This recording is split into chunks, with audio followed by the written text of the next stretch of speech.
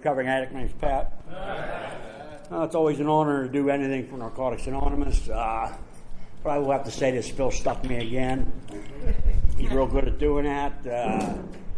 About a half hour ago, he said, hey, you're going to speak today at 1 o'clock. And I said, okay. He did to me in Texas, too. 26 hours in a vehicle with 6 recovering addicts, and we go to a meeting, and I'm about ready to flip out, and he said, oh, by the way, you're speaking down in Texas. That was great. Anything I do for Narcotics Anonymous ends up great. And my topic, I really like it. It's called Underestimating the Disease of Addiction. Man, I don't know about you, but I always ask this question. Anybody here used against your will? And nobody raised their hand. A lot of people don't raise their hand. Did you ever go somewhere and say you weren't using and you used anyhow? My disease kicked my ass every day of my life. I don't think there's a day, I was trying to think if there's a day that I kicked my disease's ass. I can't remember it. It was always there. I hate this disease because it tells you don't have it. It tells you it ain't your fault. And it's going to be different the next time. And there's a million next times, and it never is different. It's always the same. It might be a little longer progression until you get in trouble again, but it's always the same thing.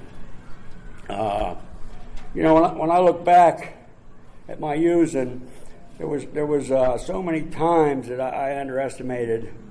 I didn't know I had the disease, so I don't know if I could underestimate it at that time. But there were so many times that it just continued to kick my ass and tell me it was something else.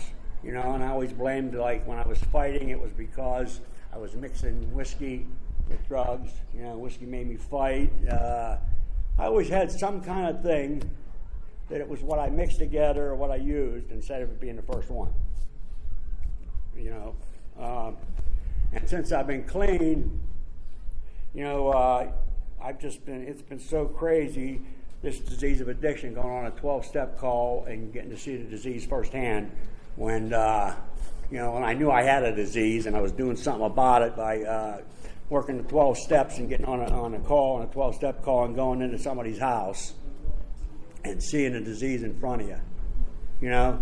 Thank God, it's a wee program and you go with a couple people.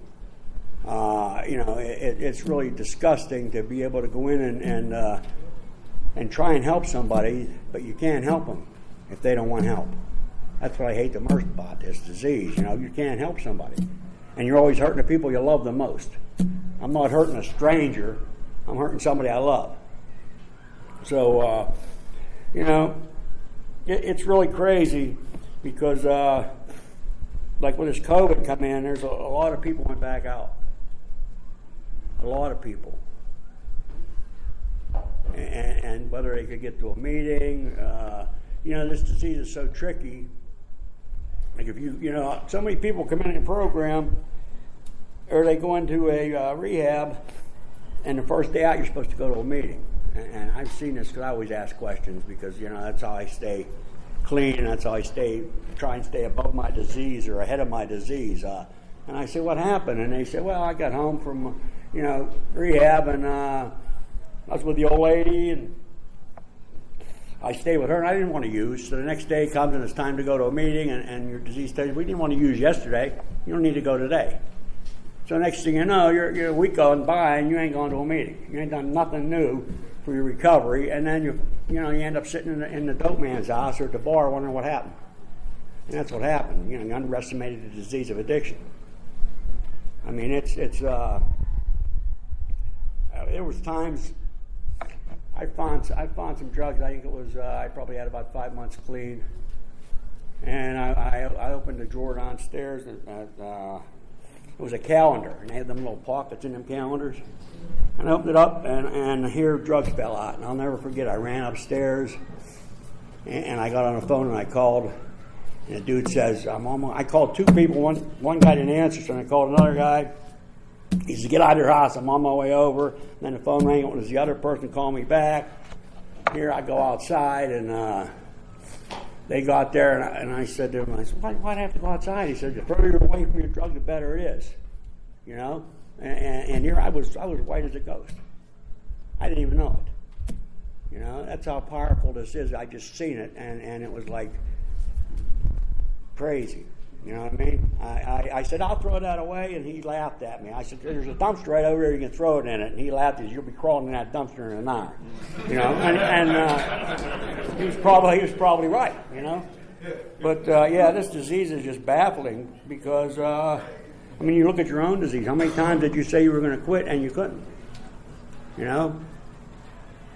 I mean, if I had a different disease, you know, and it shows me that there's something wrong with me and I go to the doctors and I want to get fixed, you know. This disease here, it tells you there's nothing wrong with you.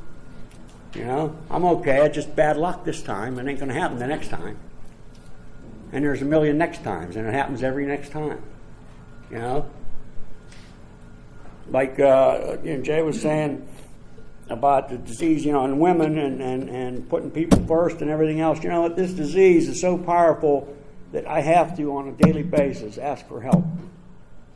You know, I said, God, help me today with my disease of addiction. Help me. Just help me to stay clean today. That's basically what I say, help me to stay clean today, because I need help, because it's that crazy. You know, it's real easy to drift off. You get some years clean, and you start, you know, I started coaching baseball for my kids, and I was only going to 1 or 2 meetings a week. But the good thing was I called everybody in recovery. I could talk to somebody every day in recovery when my schedule got busy. I did not want to go without talking to somebody in recovery. You know, because when I first got clean, they told me, hang around people in recovery. It's to my advantage. Because if you remember, when you were young and growing up, you started hanging around all the other kids, older kids, and, well, you learn them swear words real fast, you know? You know what I mean? You learn how to smoke real quick, or you learn all the bad shit real easy. So when you come into recovery, they told me, hang around people that are already working a program in recovery. It'll rub off on you. And it really did. It really does. It does. It rubs off on you when you're hanging with people that are changing and doing a new thing in life, you know? And I don't know about you, but I got to take every advantage I can over my disease of addiction. No matter how much clean. I got clean in 95, and I'm still, my disease will still beat my ass. No matter how, I don't care if you got 1 day or 20 years, if you put the dope between us, we're the same distance from it. You know what I mean? That doesn't say I can't get it quicker than he can. I'm pretty fast. So, you know, I just don't, I don't believe that my disease has gone anywhere. He's still here, you know. I just, and it comes in different ways, not just because of drugs, but anything else. You know, it'll put a woman in my life. I could substitute all kind of stuff, you know, to get me out of my daily routine, which I have now by asking God for help. My disease wants me to quit asking God, because my God is beating my disease. With me and Him, we can beat my disease. But with me by myself, I'm in trouble. So there's all kind of ways for my disease to get at me, rearing its ugly head through my character defects. You know, like one, for instance, is I always used to tell all my sponsors, build up, don't tear down. Build up, don't tear down, because when in our disease addiction, we tore down badly. I know I'm real good at tearing down. But we build up. In recovery, it's about doing totally opposite, so it's about building up.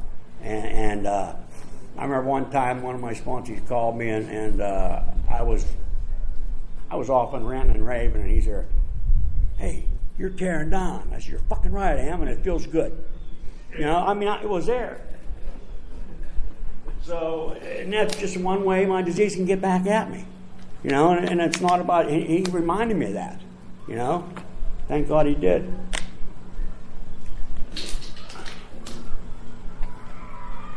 But it's like I said again, we have a reprieve on a daily basis from this disease. Asking for help and refusing to put the first one in you. And another great thing is we at the program, by hanging around with people in recovery. I don't know about you, but if I don't let somebody know who I am and what I'm about, that my disease could be affecting me and I don't even know it. And that's happened quite a few times where somebody that knows me says, hey, Pat, there's something wrong with you. What's bothering you? You know what I mean? Because I'll blow it off. There'll be something bothering me, and it starts out little all the time, and it grows. And if I don't share that with somebody, that's another way my disease can get at me. by not sharing at a meeting what's truly going on. You know, like maybe thinking about using and not sharing that. Having a using dream and not sharing a using dream. Wanting to hurt somebody. That's another way. You know, getting so mad and enraged and angry that you want to hurt somebody. That just happened to me recently. I paid $10,000 for a truck, and it blew up 2 hours after I had it. And the guy said, "Too bad you signed the papers, as is." And I ran with that for a while, but I didn't let it bother me. But I did want to kill the guy. You know, for a split second, well, probably more, for about 10, 15 minutes, to be honest with you. I was going to Greensburg, and I was killing that guy. I was going to choke him to an inch of his life and then call the ambulance on him. And that's where I was at. See, I can't get there because, God, I ain't spending no more time in jail, that's for sure. But that's just how tricky this disease is. And like when I'm refusing to use, it's going to try and find other ways to get me, to get off my block, to quit praying to the God of my understanding. It's going to get me to quit asking for help, to quit working the steps of Narcotics Anonymous, to quit building up. And it wants me to start tearing down and start not believing in people, start hurting people, and start to go back to the way I used to be. I never want to go back there. I don't know about you. I never want to go back there again. This disease is rooted deep in me. When I first got clean, I wanted to blame it on everything. I was diagnosed with this petit mal, is what they said. It's like the beginning stages of epilepsy. That had to be why I was an addict, because they gave me medicine back in the 50s, in the late 50s, that caused me to be an addict. You know, and I could run with that too. Well, maybe I really wasn't an addict. It was all because of that. Maybe I can go smoke one and not. I don't believe that though. I know my disease today is trying any way it can. So when I'm uncomfortable with the feelings that I have, that's what best thing I can share with you. When I'm uncomfortable with where I'm at, I better share it with somebody. Because if I don't, then that's me and my disease. And what did I say in the beginning? My disease always wins. Always. So, I don't know, if you're having problems, please share with somebody. That's the way of the program. Honestly, talk with somebody. Keep a basic text handy. There's so many tools to use in this program to combat this disease of addiction. All the IPs. I remember taking 2 or 3 at every time I went to a meeting in the beginning. I wanted to take them all. My sponsor said, "You can take 2 or 3, and I want you to read them for a whole week, and then maybe you can take another one." So I did that with all the IPs, because that's all a tool for me. Because like I said, I need everything I can to beat this disease of addiction. IPs are a tool. The books are a tool. They said another thing, get busy. Don't sit there thinking if you want to use it, just keep using. Do something about it. I share this all the time. When I went into the rehab, you didn't even know what color floor I had in the kitchen from the dirt. 7 months clean, you could eat off my floor because I wanted to use every night, so I would get busy after a meeting. I'd go to a meeting, I'd do everything, come home, I'd start scrubbing the floors at 2 o'clock in the morning. Honestly, I'd scrub the floors with a brush, and then I'd forget about using. I'd call somebody. I did the tools. I'd call somebody on the phone, read the basic test, get busy doing something. And they're all tools that are free to us. They're free. Where are you going to go and get anything else free? I don't know. I don't know where you're going to get anything free. I got free tools to use today to help me kick the disease of addiction's ass and not let it kick mine. So I don't know. I'm just planning on keep coming back, and I'm not planning on going anywhere. And I'm going to cut this short. But if you're here today, keep coming back, because this disease is still with us. Thanks.